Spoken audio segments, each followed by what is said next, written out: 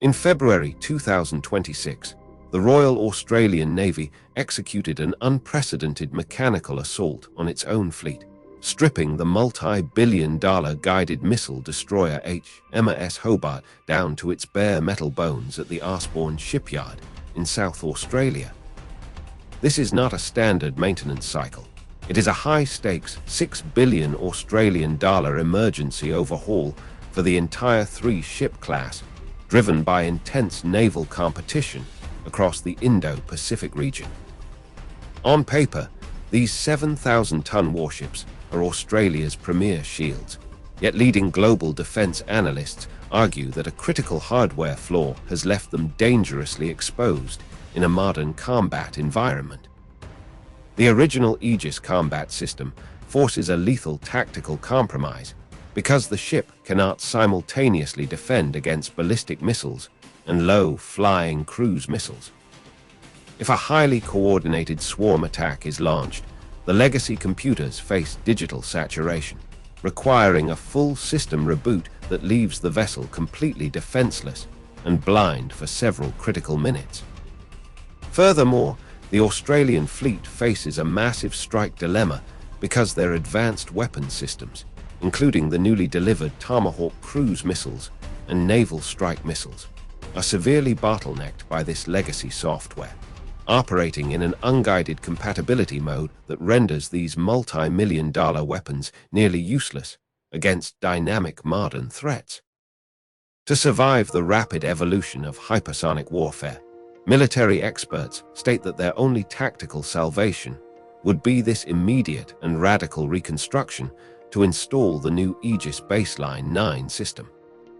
Australia is actively sacrificing its immediate naval readiness in 2026, betting its entire defense strategy on a single software upgrade to salvage its surface fleet from becoming multi-billion-dollar targets.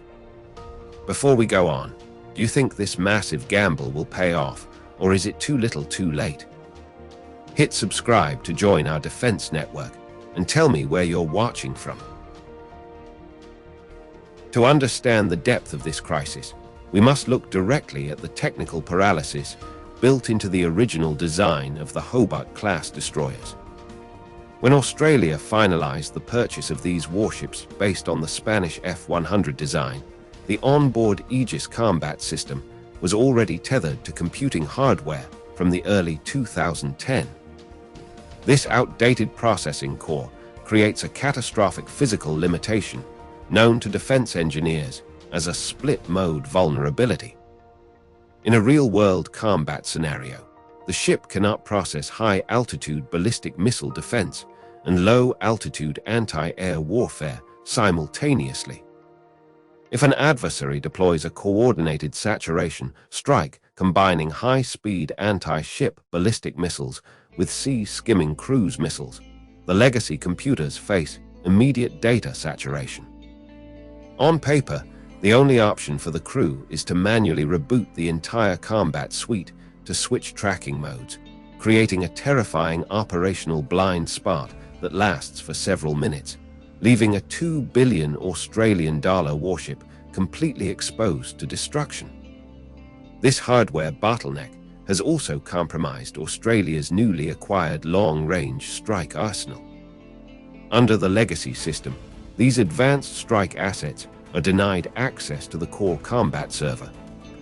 Without the tactical Tomahawk weapon control system integrated into the ship's main computers, a multi-million-dollar missile fired from the 48 cells of the Mk-41 vertical launching system loses its ability to dynamically reprogram targets while in flight. It essentially functions as a blind, unguided rocket against modern moving threats. Defense data indicates that the current architecture turns these premier guided missile destroyers into defensive shields that are entirely incapable of executing effective retaliatory strikes, forcing Australia to spend billions to prevent its most expensive surface assets from being rendered useless by modern electronic warfare. By May 2026, the industrial cure for this operational paralysis is already taking shape inside the Osborne shipyard. where BAE Systems Australia has surpassed 20% of the physical production work on HMAS Hobart. Over 220,000 hours of specialized labor have been poured into the destroyer to install the new Aegis Baseline 9 combat system. This upgrade strips away the old rigid computer architecture and replaces it with a modern open architecture system that separates the military software from commercial off-the-shelf processing units. The most critical advancement inside Aegis Baseline 9 is the activation of Integrated Air and Missile Defense, or IMD. This technology completely eliminates the lethal split-mode vulnerability, allowing the ship to simultaneously track and intercept high-altitude ballistic threats and low-flying supersonic cruise missiles without ever needing to reboot the system. To maximize this computing power, the upgrade integrates the new Saab Australian interface, a domestically developed software gateway designed by Saab Australia. This interface allows the American-built Aegis Corps to communicate flawlessly with Australia's native radar networks and sensor systems. For the first time, HMAS Hobart can utilize Cooperative Engagement Capability, or SEC, to share real-time tracking data with United States Navy aircraft carriers and allied warships, allowing the destroyer to guide missiles fired from vessels hundreds of miles away. Over the next 12 months, as HMAS Hobart completes static testing and prepares for sea trials in early 2027, this engineering overhaul will unlock the full lethality of the 48 cells in the Mk-41 vertical launching system. The upgraded destroyer will finally deploy the tactical Tomahawk cruise missile with an active land attack range of 1,500 to 2,500 kilometers, alongside the advanced Naval Strike Missile, transforming the vessel from a vulnerable defensive shield into a potent long-range precision strike asset, capable of altering the strategic balance across the Indo Pacific. While the integration of Aegis Baseline 9 solves a critical technological crisis, it forces Australian strategic planners into a deeper dilemma that splits modern naval doctrine apart. This upgrade represents the school of high-tech luxury, where billions of Australian dollars are concentrated into making 3 existing platforms nearly invincible. However, a stark physical limitation remains unchanged on the hull of HMAS Hobart.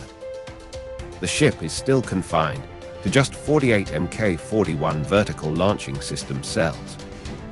In a prolonged high-intensity conflict against an adversary deploying massive numbers of warships, 48 cells represent a severe magazine depth deficiency. If a captain must divide those few cells to carry essential defensive weapons like the SM-2 missile, the new active radar-guided SM-6 missile, and evolved Sea Sparrow missiles, the number of offensive Tomahawk cruise missiles left in the magazine drops to single digits. Defense experts argue that an exquisite brain is of little use if the ship runs out of ammunition within the first 48 hours of a peer conflict. This brings us to a profound lesson in contemporary warfare, which is that technology can optimize a weapons system, but it cannot entirely replace physical mass and depth of inventory. Australia has bet its immediate naval deterrence on quality over quantity, constructing a flawless digital shield that could still be overwhelmed by sheer numbers. As we look at the shifting security architecture of the Indo Pacific, a critical question remains for the future of global naval design. Is it wiser to spend billions upgrading a few surface combatants with peerless processing power, or should that wealth be distributed to build a larger number of cheaper, mass-produced missile vessels to spread the operational risk? Leave your thoughts in the comments below, hit that like button, and subscribe to our channel for more deep defense analysis.